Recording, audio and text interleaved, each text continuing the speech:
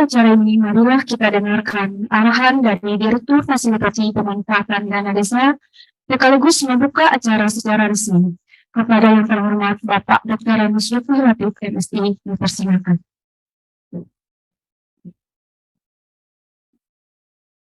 Bismillahirrahmanirrahim. Assalamualaikum warahmatullahi wabarakatuh.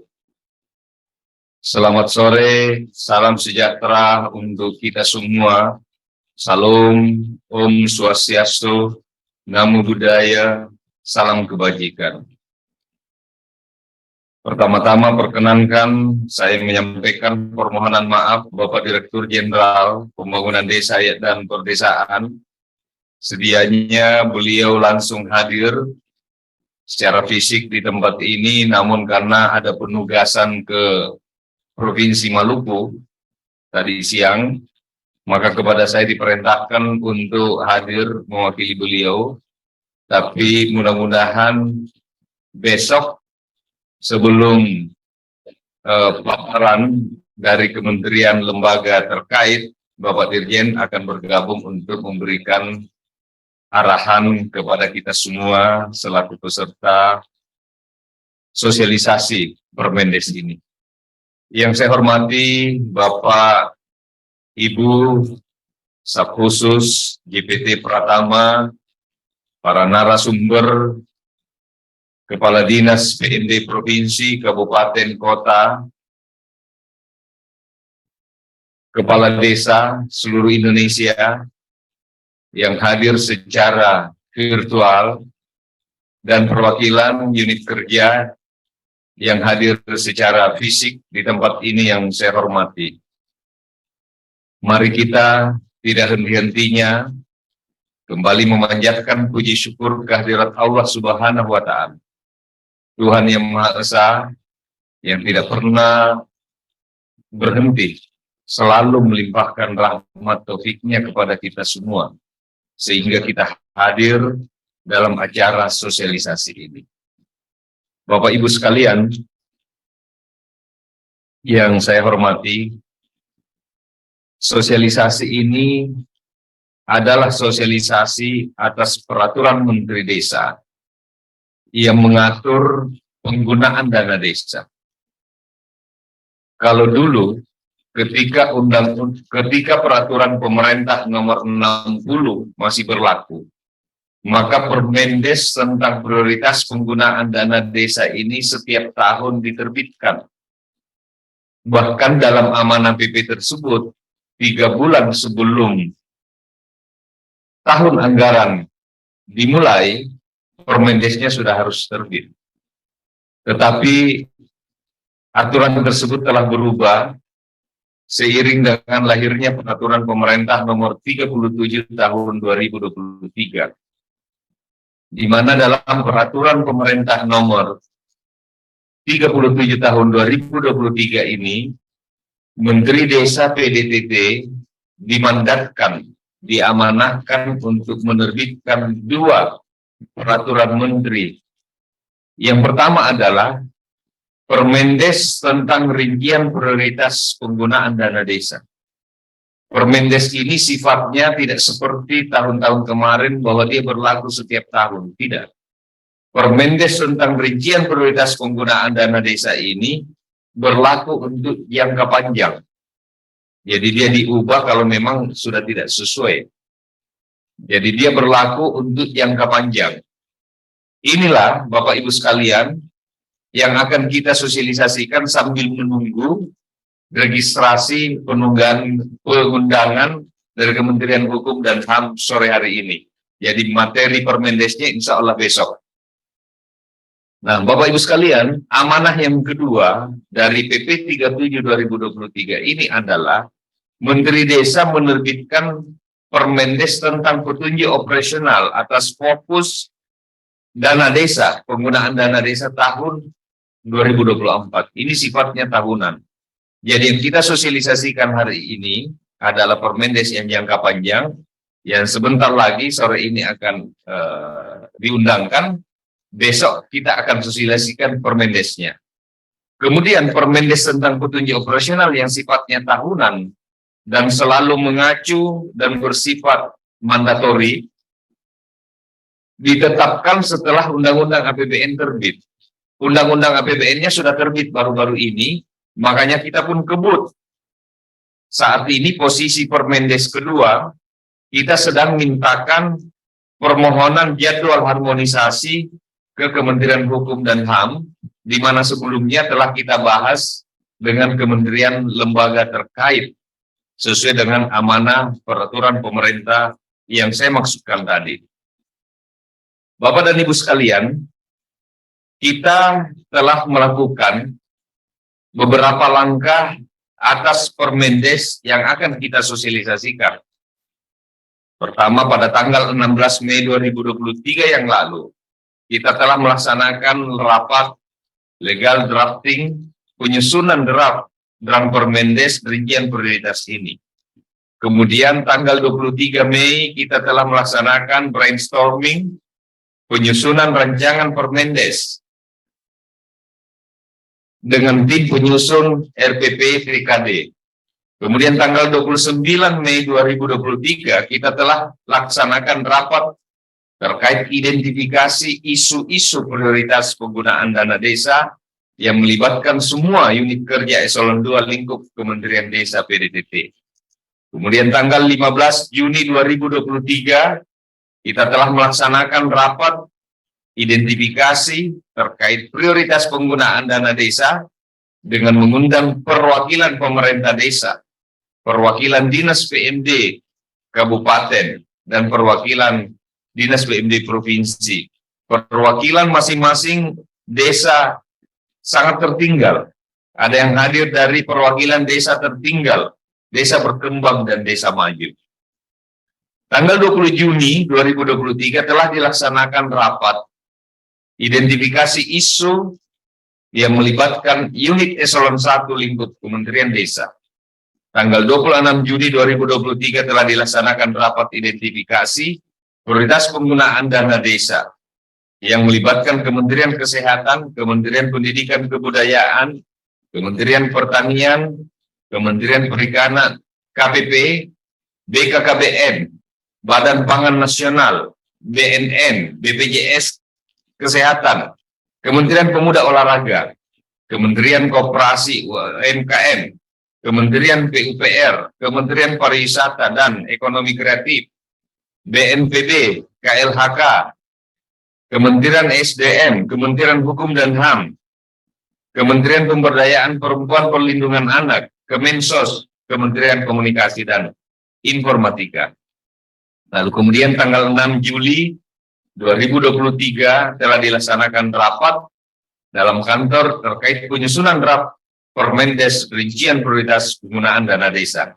Tanggal 11 Juli diadakan rapat untuk dilaksanakan penyusunan Permendes melalui sinkronisasi keselarasan RPJM RKP 2024 serta arah kebijakan anggaran dana desa bersama-sama dengan Kementerian Bappenas, Kemenkyu, Kemendagri, Kemenko PMK, dan Bappenas.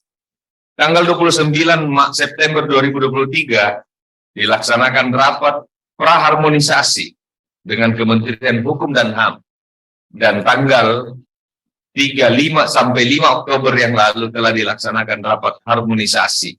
Jadi rangkaiannya seperti itu, dan hari ini insya Allah akan keluar dan diundangkan Permendesnya. Makanya materi terkait Permendes itu nanti masuk pada esok hari ketika telah diundangkan pada sore hari ini. Bapak dan Ibu sekalian, saya mengucapkan terima kasih semuanya hadir, yang hadir secara fisik dan juga yang hadir secara virtual di seluruh Indonesia. Kades-kades kita yang telah lama menantikan regulasi ini. Kita tidak telat. Kalau regulasi yang lama, amanahnya 3 bulan sebelum tahun anggaran baru, regulasi yang baru ini sebelum tahun anggaran baru.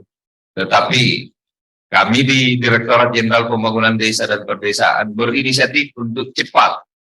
Karena dia lebih cepat, maka tentunya akan lebih baik dan lebih strategis lagi untuk dijadikan panduan bagi teman-teman desa di seluruh Indonesia. Hari ini, seperti yang disampaikan oleh Pak Ridwan Sulaiman tadi sebagai Ketua Panitia, ada paparan terkait kebijakan dana desa dari Direktur Dana Desa, Insentif Otonomi Khusus Keistimewaan dari Kementerian Keuangan, dan juga akan ada paparan dari Asisten Deputi Pemberdayaan Kawasan dan Mobilitas Spasial Kemenko PMK dan Direktur Fasilitasi Keuangan dan Aset Kementerian Pemerintahan Desa di Kementerian Dalam Negeri. Insya Allah setelah 3 paparan ini, besok masih ada lagi kita dengar dari TNP 2K, Sekretariat Wapres, yang akan berbicara terkait pengentasan kemiskinan dan kemiskinan ekstrim. Kemudian ada dari Deputi Bidang Pengawasan Penyelenggaraan Daerah dari BPKP. Kemudian setelah ISOMA besok, kita masuk ke intinya untuk mensosialisasikan bagaimana isi dari Permendes tersebut. Bapak Ibu sekalian, saya mengucapkan terima kasih sekali lagi kepada yang hadir secara fisik dan juga tidak kurang maknanya yang hadir secara virtual. Mudah-mudahan yang kita kerjakan hari ini adalah sebuah ikhtiar untuk mengantar desa-desa kita di seluruh Indonesia agar penggunaan dana desanya sesuai dengan regulasi, sesuai dengan aturan, sehingga tidak berhadapan dengan masalah-masalah di kemudian hari. Terima kasih. Dengan mengucapkan Bismillahirrahmanirrahim, sosialisasi ini saya nyatakan dibuka dengan resmi. Terima kasih. Wassalamualaikum warahmatullahi wabarakatuh. Assalamualaikum warahmatullahi wabarakatuh. Selamat sore, salam sejahtera bagi kita semua, salam sehat. Terima kasih sekali hari ini kita bisa bertemu walaupun lewat daring ini Bapak Ibu ya, untuk sosialisasi masih draft ya berarti ya, peraturan Menteri Desa ya pembangunan terkait dengan rincian prioritas penggunaan dana desa. Langsung saja saya akan menjelaskan beberapa hal untuk kebijakan-kebijakan pengelolaan ya untuk keuangan desa. Saya izin share screen Bapak ya, mohon maaf ya. Sudah terlihat? Sudah Bu, sudah terlihat dengan jelas Pak Tito karena dia Oh iya dong. Penggemarnya berarti ini kita Pak. Terkait dengan kebijakan pengelolaan sinkronisasi keuangan desa di tahun 2024, perkenalkan saya dengan Ira Hayatunisma, saya Kasubdit Fasilitasi Pengelolaan Keuangan Desa Ditjen Bina Pemerintahan Desa Kementerian Dalam Negeri. Ya, saya lanjut saja. Oke. Kita menggunakan beberapa dasar undang-undang ya, dari mulai Undang-Undang 6, Undang-Undang 1, ya, Undang-Undang 19 ya, terkait dengan APBN ya, APBN 2024, ya, kemudian PP juga tahun 37, PP 37 tahun 2023 terkait dengan TKD.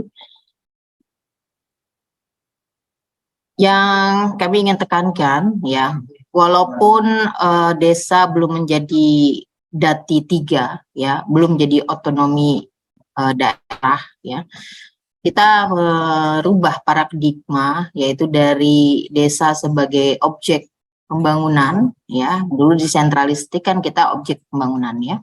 Nah, sekarang dengan Undang-Undang 6 kita mengubahnya menjadi desa sebagai subjek pembangunan. Jadi desa ini kita harapkan bisa menentukan ya terkait dengan pembangunannya sendiri.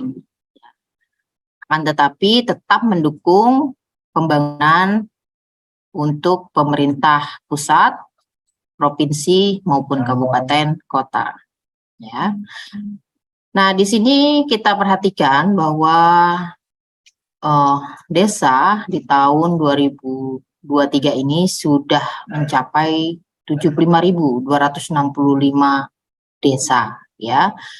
Ini dari 7.277 kecamatan. Ini yang kita masukkan di dalam data ya di Kemen 100 11 6117 ya. Akan tetapi presentasi penduduk miskin masih cukup tinggi ya, 9,57% atau 26,36 juta. Ini datanya dari BPS Bapak Ibu ya. Nah, kemudian inilah salah satunya juga ya, kebijakan dana desa ini kita rekognisi, ya, kita berikan atau berikan penghargaan atau berikan bantuan gitu ya kepada desa agar desa lebih mampu untuk menjalankan sesuai dengan kewenangan pemerintahannya. Fokusnya kita lebih untuk kemiskinan, kesehatan, pendidikan ya, kemudian juga pemanfaatan dan pengembangan untuk potensi desa tersebut ya. Mungkin tadi ada pertanyaan, kenapa ini yang ngurusin desa banyak banget gitu ya? Jadi kita atau saya akan menjelaskan apa perbedaannya sih Kemenq, Kemendagri, Kemendes ini sama-sama ngurusin desa. Kayaknya rame banget sih. Emang seseksi apa desa sampai harus diurus rame-rame gitu ya? Karena sayangnya pusat Bapak Ibu, makanya kita ngurusnya rame-rame gitu ya. Untuk penetapan dan penyaluran dana desa ini yang bertugas adalah Kementerian Keuangan ya. Untuk Kemendagri kami lebih ke pemerintahannya. Untuk keuangannya kami di pengelolaan keuangan yang kami susun dengan Permendagri 20 2018 dan dengan aplikasi Siskudes dibantu oleh BPKP ya. Bu Ira, Kemudian, mohon maaf, slide show-nya tidak bergerak, tidak. Ibu. Hilang ya? Enggak di enable dulu itunya, nanti mungkin di slide show-nya dibesarkan, atau mungkin boleh seperti ini. Silakan ini lanjut. Gini aja ya? Gini ya? Ya, boleh. Oke, gini aja ya berarti ya. Ya. Ini tidak terlihat tadi ya. Ya. Ya, oke. Baik, saya lanjutkan ya. Ini perbedaan kewenangan antara TUSI ya dari Kementerian Keuangan, Kemendagri dengan Kemendes, bahwa Kementerian Keuangan untuk penetapan dan penyaluran dana desanya. Kemudian kami dari sisi pemerintahan itu mengatur terkait dengan pengelolaan keuangan dan aplikasinya Siskudes. Kemudian dari desa ya Kemendes ini untuk prioritas dana desanya. Mungkin ada teman-teman di Kemenko PMK dan dari BPKP ini pendukungan ya, BPKP untuk pengawasannya, Kemenko PMK juga untuk terkait dengan kemiskinan ekstrim dan lain-lain dari sisi SDM ya. Selanjutnya kita perhatikan bahwa di desa ini sesuai dengan Undang-Undang 6 ada 7 pendapatan. Jadi lebih banyak di desa sebenarnya daripada di pemerintah daerah. Pemerintah daerah cuma 3, kita punya 7.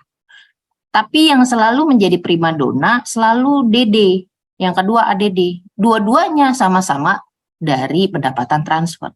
Kalau DD langsung ke desa, ADD numpang lewat ke kabupaten kota.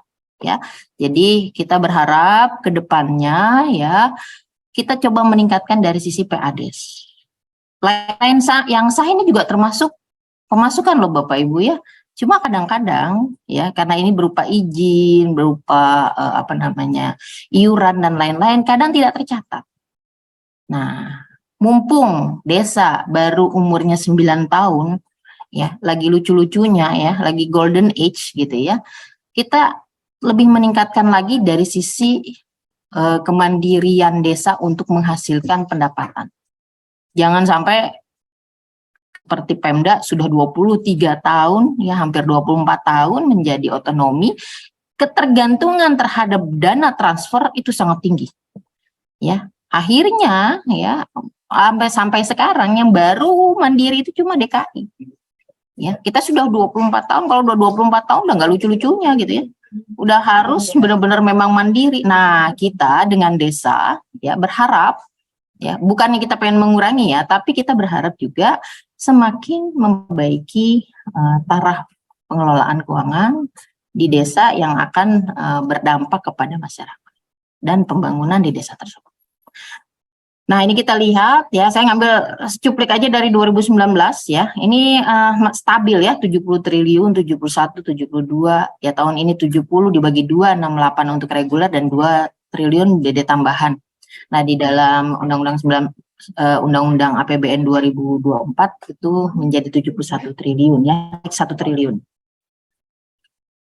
Nah, kita lihat ya, ini memang tahapannya sedang rawan-rawannya Bapak Ibu untuk melakukan perencanaan penganggaran ya dari Oktober sampai Desember. Mudah-mudahan nih Permendesnya segera keluar nih teman-teman Kemendes ya, mudah-mudahan cepat nih selesai ya, karena ini sudah November ya, mereka cuma punya waktu kurang lebih 1 bulan untuk menetapkan Perdes dan Perkadesnya ya. Selanjutnya ada beberapa permasalahan di sisi akuntabilitas keuangan ya, karena belum konsisten antara RKPDes, RPJMdes, dan APBDes-nya ya. Ini menimbulkan banyak hal yang mungkin di sisi pemerintah desa sering komplain gitu ya. Kenapa sih? Katanya kita dikasih uang, berarti harus bisa sesuai dengan kewenangan kita dong, sesuai dengan keinginan dan kemauan dari desa tersebut. Nah, ini yang mungkin salah persepsi dan mungkin salah kami juga di pemerintah pusat, bagaimana cara mengarahkan perencanaan kepada desa. Desa itu harus mendukung perencanaan bupatinya. Ya, Kades harus bisa mendukung perencanaan bupatinya. Ya, perencanaan gubernurnya, dan yang tertinggi adalah perencanaan presidennya yang disebut dengan prioritas nasional. Bagaimana mendukungnya? Kita lihat nih prioritas nasional itu ada berapa. Boleh Bapak Ibu googling tuh ya di Google. Prioritas nasional itu adalah prioritas yang ditetapkan oleh presiden. Visi misinya Pak Presiden. Ya, yang saat ini ada 7 untuk pemerintah daerah. Nah, itu dibagi nanti kewenangannya dari mulai provinsi, kabupaten kota, sampai dengan desa. Ya, jadi nggak keluar dari prioritas nasional, nggak keluar dari visi misinya presiden. Dan juga nanti gubernur tidak bisa keluar dari visi misinya presiden dan seterusnya sampai bawah. Ya, yang boleh itu adalah secara kewenangan mereka mengkreasikan bagaimana. Ya, pasti semuanya stunting semua. Ya, semuanya kemiskinan ekstrim atau mungkin terkait dengan kesehatan, ya, terkait dengan jaminan sosial, berarti semuanya jaminan sosial seperti itu. Ya, itu yang kita bukannya berarti sentralistik, tapi pendukungan dari bawah. Kalau kita bebas semuanya gitu ya, gubernur ngomongnya apa, bupati ngomongnya apa, kades ngomongnya apa, itu namanya negara dalam negara. Sedangkan kita negara kita adalah desentralistik. Jadi harus mendukung yang bawah, mendukung yang atas sampai presiden. Tapi bukan berarti atas dan bawahan ya, bukan. Nah ini ya, ini sedikit dasar pemerintahan dan sedikit dasar dari perencanaan. Kalau perencanaannya salah, nah ini yang akhirnya ketika RKP itu sebenarnya hanya pengulangan dari RPJM. Misalnya stunting untuk 1.200 KK. Berarti setiap tahun 200. Tahun pertama 200, tahun kedua 400, terusnya sampai tahun ke-6 Bapak Ibu jadi kades. Kalau tahun kedua ganti lagi karena musdes berubah, itu sampai mau 9 kali 3 kali pun Bapak Ibu jadi kades ya, incumbent 3 kali, yang Bapak Ibu inginkan itu tidak akan pernah tercapai. Nah, seperti itu ya. Jadi perencanaan inilah yang kita perlu perhatikan. Jadi bukan berarti kok ini terlalu banyak turut campur sih ini negara gitu ya, prioritas. Memang bukannya turut campur, tapi Bapak Ibu yang mendukung kami di pusat. Bagaimanapun ini adalah pendukungan. Nah, Bapak Ibu lah yang mengkreasikan bagaimana kegiatannya yang di desa seperti itu. Ya. Kenapa saya ngomong kayak gitu? Karena saya dulu di keuangan daerah, di pemerintah daerah itu mengevaluasi gubernur saja untuk prioritas nasional pendukungannya paling 10-15%. Saya bisa ngebayangin desa itu bingung ketika harus mendukung presiden, harus mendukung gubernur, harus mendukung bupati. Kalau ilmunya provinsi dan kabupaten kota saja terkait perencanaan masih kurang. Ya, saya lanjut. Nah, ini yang kita katakan di Undang-Undang 6 ya, bahwa pemerintah desa ya melakukan perencanaan pembangunan desa ya sesuai dengan kewenangannya. Ya. kemudian di ayat 5-nya bahwa pembangunan jangka menengah merupakan pedoman dalam menyusun anggaran pendapatan dan belanja desa yang diatur dalam peraturan pemerintah. Jadi makanya bisa sinkron nih, RPJM, RKP, APBDes, ya. Kalau selama ini kan banyak yang nggak nyambung gitu ya, katanya jaka sembung terbang melayang, nggak nyambung saya.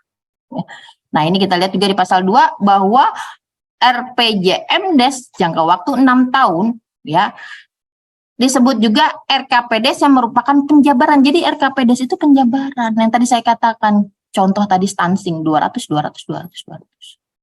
itu, ya. Jadi jangan berubah ntar tahun depan beda lagi, nanti ada gizi buruk atau apalah, padahal sama aja ya soalnya. Misalnya terkait dengan buta huruf misalnya, tahun ketiga nanti lagi apa. Kemudian juga bukan hanya nama kegiatan yang beda, subkegiatan yang beda, tapi lokus juga dibedain gitu ya. Nanti lokusnya keluarga yang ini nanti berubah lagi keluarga yang sana gitu ya. Ini nggak terukur perencanaannya, ya. Ini yang menyebabkan kadang apapun yang kita turunkan gitu ya, baik secara pendanaan, regulasi dan lain-lain, kadang tidak tepat sasaran di masyarakat. Nah, selanjutnya kita juga mengenal Permendagri 4 tahun 2016 terkait dengan kewenangan, ya. Ini yang saya juga bilang tadi, pendukungan itu adalah berdasarkan kewenangan, ya. Kewenangan hak usul-usul dan hak lokal berskala desa, ya. Yang kita katakan bahwa adalah kewenangan yang ditugaskan provinsi, kabupaten, kota, termasuk juga pusat. Ya, ini DD ini termasuk juga kewenangan yang ditugaskan oleh pusat. Nah, apa yang diturunkan atau ditugaskan dari atas itu harus juga diikuti dengan pendanaannya. Jadi jangan cuma nyuruh doang nih provinsi, kabupaten, kota, mereka juga harus memberikan pendanaannya. Biasanya dalam bantuan keuangan atau BKK, bantuan keuangan khusus, ya. Nah, kemudian kita lihat Bapak Ibu di Undang-Undang 1 sebenarnya sinkron nih antara Undang-Undang 1 dengan Undang-Undang 6 bahwa dana desa itu adalah sekarang bagian dari transfer ke desa, ya, atau ke daerah. Jadi tidak ada uang pusat yang langsung ke daerah atau ke desa tanpa melalui Kemenq. Sekali lagi saya katakan tanpa melalui Kemenq. Semuanya harus melalui KPPN. Tidak ada dekon, tidak ada yang lain. Hanya ada TKD. Satu-satunya yang masuk ke desa itu cuma DD karena ada aturan regulasinya. Nah, kalau ada lagi yang lain-lain dari pemerintah pusat yang bukan dari Kemenq, nggak tahu regulasinya pakai apa. Nah, kami yang bingung nih, soalnya karena kalau di dalam kode akun yang ada di Permen 20 itu yang harus sesuai dengan regulasi. Akhirnya ngepas-ngepasin, ntar ada di mana, di lain-lain pendapatan, ada di mana. Ya, ini juga saya juga minta ini juga ya dengan teman-teman Kemenq, yuk kita harus bisa sosialisasikan juga ke teman-teman KL bahwa tidak boleh masukin uang ke desa atau ke Pemda kalau bukan melalui TKD. Kode akunnya atau melalui KPPN penyaluran. Nah, kemudian di sini kita lihat bahwa kesimpulannya dana desa itu bisa untuk penyelenggaraan pemerintahan, pembangunan, pemberdayaan masyarakat dan kemasyarakatan yang menjadi wewenang desa. Tapi kita ada pengecualian di PP 37 2023 bahwa DD ini diprioritaskan lebih untuk mendanai pembangunan dan pemberdayaan masyarakat. Bagaimana dong untuk pemerintahan dan pembinaan kemasyarakatan desa gitu ya? Berarti tidak ada yang mengcover gitu ya. Ya, di sini kita lihat ada penyelenggaraan pemerintahan desa dan pembinaan kemasyarakatan desa. Kalau penanggulangan bencana ini masih ada masuklah di DD.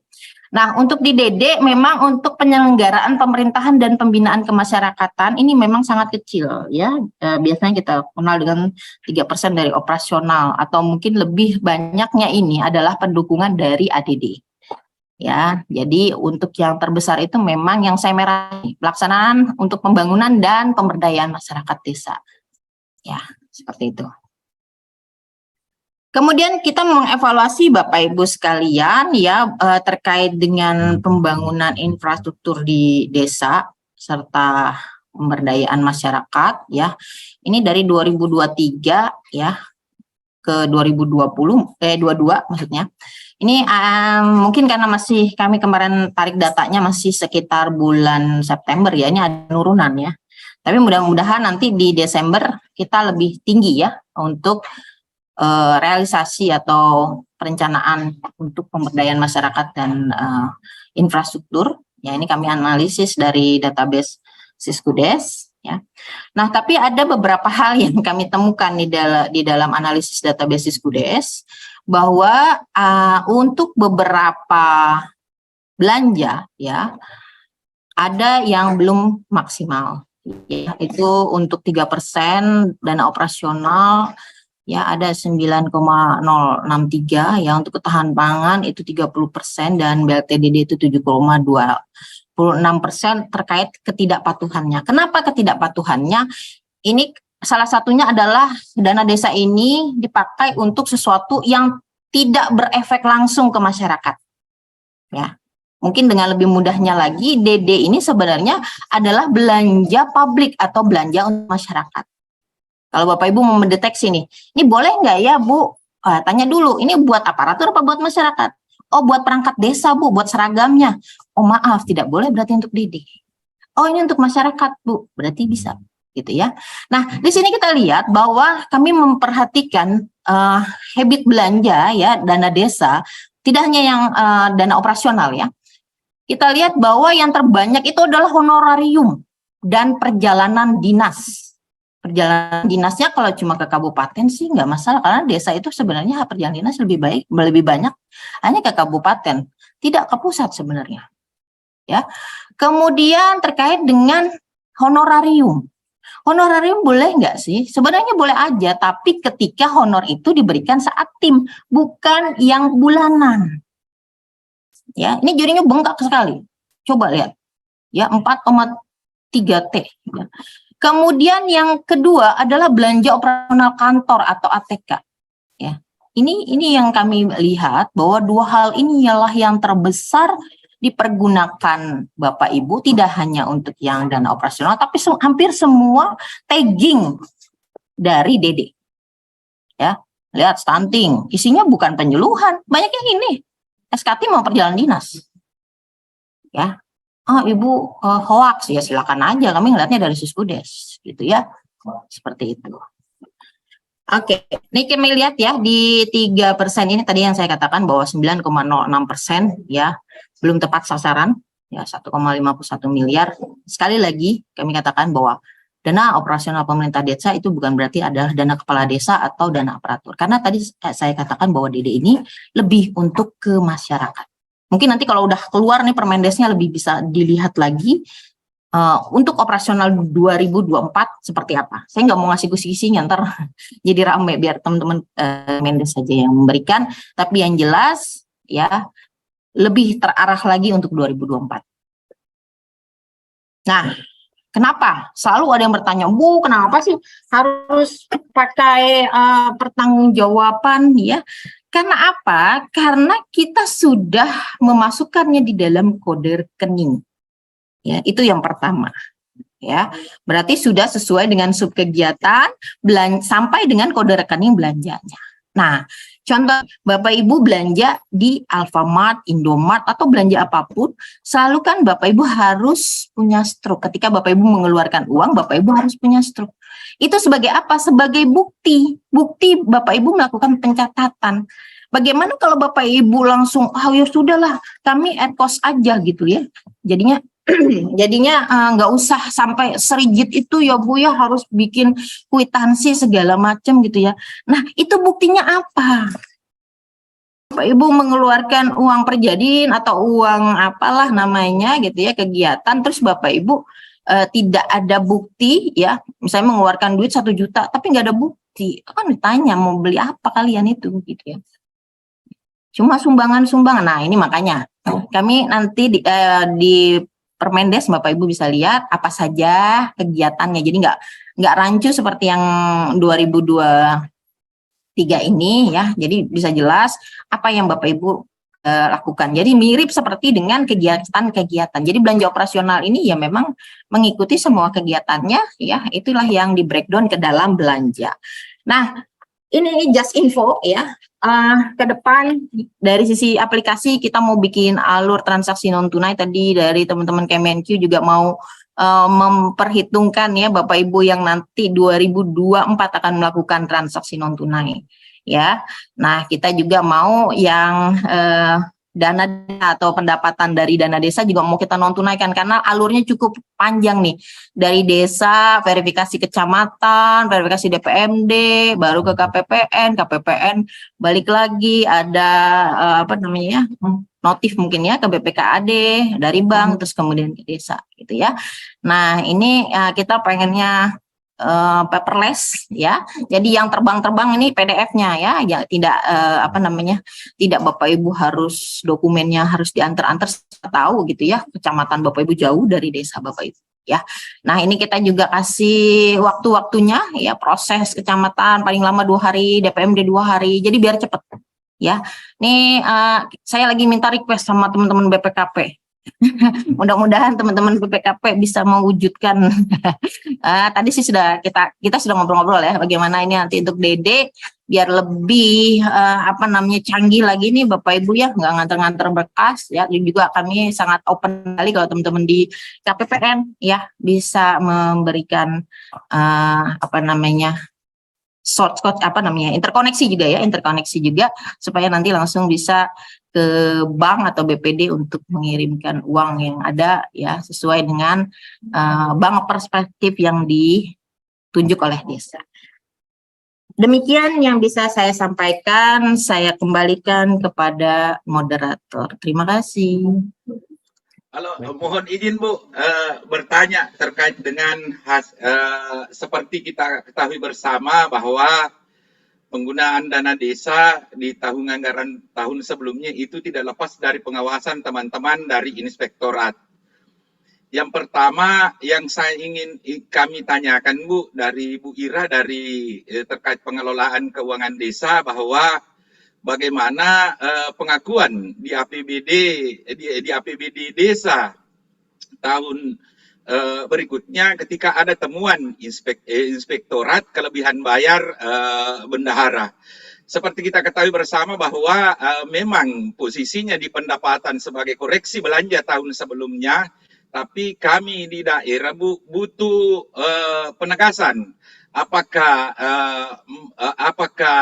pemilihan sumber dana di aplikasi Siskudes itu menggunakan dana desa?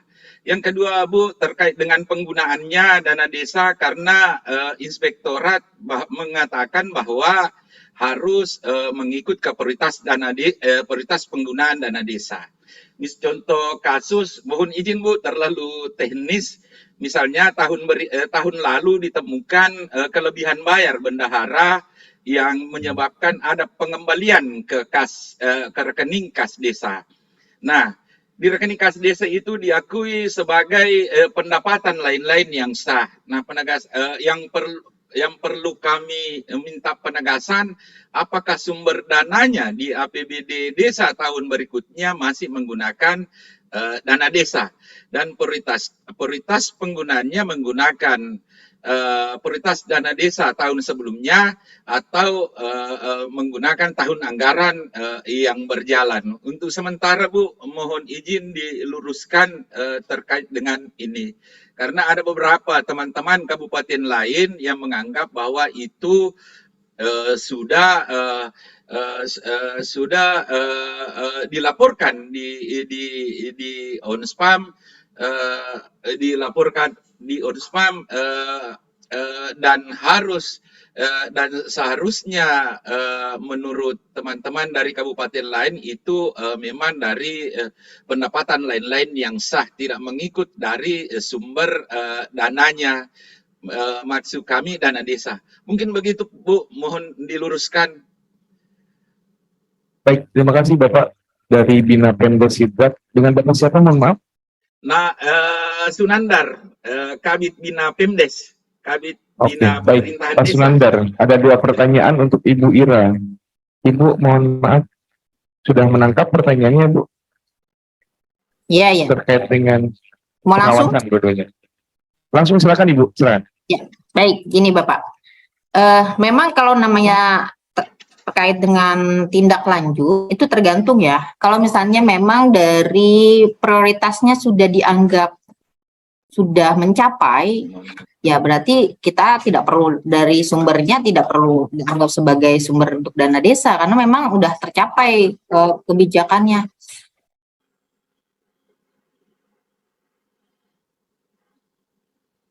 Tapi kalau memang belum tercapai, ini kita dengan terpaksa memang harus jadi tergantung case-nya Pak, gantung kasusnya.